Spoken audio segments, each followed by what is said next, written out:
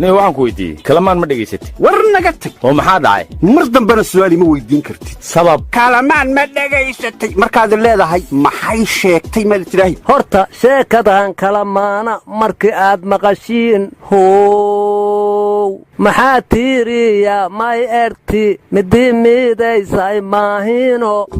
bam bam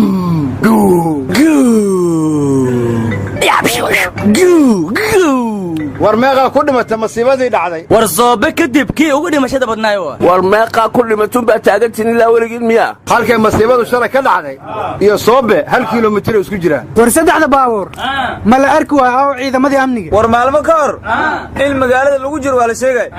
maxaa laga hortagay marka waa laga hortagay oo beena miyaa joogsi weligiin war ka hortaga ka tabataga ka roon horaan waxaa loo yiri wax la sheegi wax la shahuudiya ka roon war afayeenka booliska wuxuu yiri 10 qofooda ku dhimatay war 30 qof oo ka badan asaaba ka talaabsaday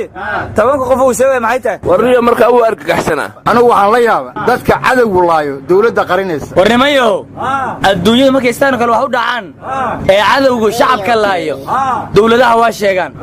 waana buunbuuniyaan waliba ee dawladdeenu maxay u qarisaa dadka cadawgu laayo waa la shaqeeyaan abo war dawladdeena kaliya maahan waxba aadna fahmaynin cid kastaaba dhacdada ceebta ku oo qaawinaysa waa qarisa war cid kasta maahane waa siyaasadda waran iyo gaashaan warkaas annaka ceebteena ma caadigeena waay war waxaan la yaabay nimanka weerarka soo qaaday inta qaraxday maahan inta kale buskud iyo liindhanaan ay wateen waxaana kollay lagu soo yidhi habeenada aad hoteelka ka dhex dagaalamaysaan sii cuna iyo la aamay waa warnimiya walaagii shalay dhiimay baa ka darano ay tangeeka dhiidi dadkii shalay meelika dhamada miidyo langaaday haduugi ya madiya godoon ha eranga gamtilin roogsidi marka aranta may baan nagdaa kii una dilnana ay la duugnay kii haduuwana ay noolanay war markii hore ahaayeen meed neegsida warnimada wiilkii ahaa fogaan eeg oo su'aalaha na weydii jiray saakay gadkalu leeyimi inankii waa gabiyey wuxuu yidhi nirig naylihii qadisay oo idaha nuugaysa nin kastoo ikhyaaraba carruur noox ku odhanaysa naxdin iyo beriyahan xanuun noocahaa jiray war fogaan eegaad sheegas walbaba kundurooy hanuunkaadi sheegasa dadka dhii shariif leeyahay waan ku degi war intii qaraxa ku dhimatay maahane inta dhaawaca la xanuunsan ayuu ka hadlayaa war adinku balaayada keliya aad aragtaane khayrka ma arkaan indhuyuniye shirkii saddexda madaxweyne ee etoobiya iyo elitareya iyo soomaaliya addis ababa inta iskala tageen bay tageen magaalo baxardaar la yidhaahdo hadda waxay falanqaynayeen markii ugu horraysay heshiisyadii ay galeen wixii fulay iyo waxaan weli fulin markii ugu horraysana ethiopian airline waa tii ka soo degtay shalay aadan cadda airport xiriirkaas iyo faa'iidooyinkaas ma fiirisaan miya adinku waa markii u horraysay ee madaxweyne Soomaaliyeed ay dhinacyada ka fariistaan madaxda geeska Afrika talana weydiiyaan war saddexda madaxweyne miyay iloobeen Muuse Biixi Cabdi maxay afar uga dhigan waayeen war meeli ulma laflakasi aamu walka gadiya walaari shariif ada goradaas yaa la duqday Muuse Biixi sheegas may ay wariya war Ismaaciil Umar Geelle oo qabiirkii geeska Afrika ahaa ma la gooday maxaa shirka loogu soo dari waayay war Ismaaciil Umar Geelle DB Wall iyo imaaraadku sababsanaya war lagu imaaraadka kadib barbaran lagu ku wareejinay war anu waxaan la yaabana wiilasha number 4 inta dadka ku laayay iyagiina la dhigay iyo midka Australia inta hooyadii u dirsato kaaga soo shaqeeyo istiri qofka shacabka Australia ka tooreyda ku muday asna la dhigay oo isku maalina ciyaalkan maxaa loo sheegay war intaba shabaab iyo Daesh ayaa sheegtay war ulmaado wada fatwooteen weelka wala iska lagu waraabeen ilmaana diideen la yiri abu shirko seen loo celiha war shabaab iyo Daesh yaa Soomaalida ku itixaamay iyaga isku itixaamayniyo mid bashaar qaatiyo hub iyo shaabad gooniya shaki ma leeyahay laba shabaab wada shaqeeyaan warnimiyaan war kuusan daldalaasan wal in godoranya doorashadii koonfur galbeed ama dhiyo hayta war ciyaartooyda xulka qaranka Soomaaliyeed maanta ay bixin Ethiopia ay inaadin war baabuurtii aan toddobaadka cadaada ku ceshanayno lalahay u baysideen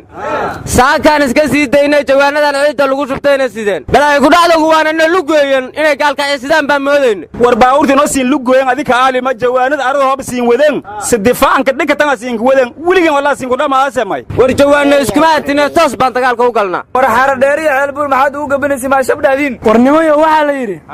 soomaaliya saxaafad xorow kama jirto qaar waxay dowladdu rabtay sheegaana la yidhi waa ku qasban yihiin qaarna waxay mucaaradku rabaanay sheegaana la yidhi iyaguna waa ku qasban yihiin war maxaad beenta u sheegaysaa ma saxaafadan qaraxii dhacaba layfka ka soo tabinaysaad dhihi kartaa ma madax bannaana war kuwa layfka ka soo gala qaraxyada waa kuwa qaraxyada wax ka og saxaafadna maaha war saxafiga jamaalka shaqji baaritaankiisa dowladda turkiga waa soo gabagabaysay war saddexdii qaraxoo nambar 4 ka dhacday dowladda baaritaankeeda soo gabagabaysay saxaafad xor inaysan jirin waxaan ku ogaaday sababta hoteelada loo weerarayo weli nooma sheegin war waxa igula yaab badnaa toddobaad ka hor wiil isku soo dhex sawiray qabri dhexdiisa ayaa ka mid ah dadkii shalay qaraxa ku dhintay aniga qabri haddaan laygu qasbayn dhexdiisa maba tegayo waxaa la yidhi geeridu nin aadan garanayn iyo geeljiray ku roon tahay wariya geeljiray aawa dhaleeqan weeyaan geeljiray ku roon tahay dadkii dhihi jiray oo magaalada jooga hadday geerida haysataa iska dhacsheen war sidaa maahane waxaan ka naxsanahay cabdifitaax cabdirashiid oo shalay ku dhintay qaraxa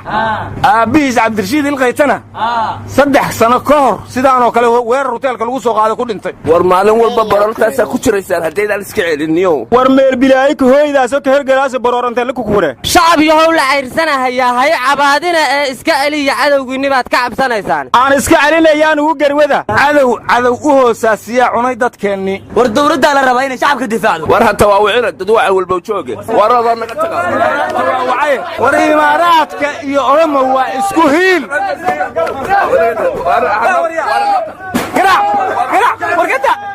war ka daaniyo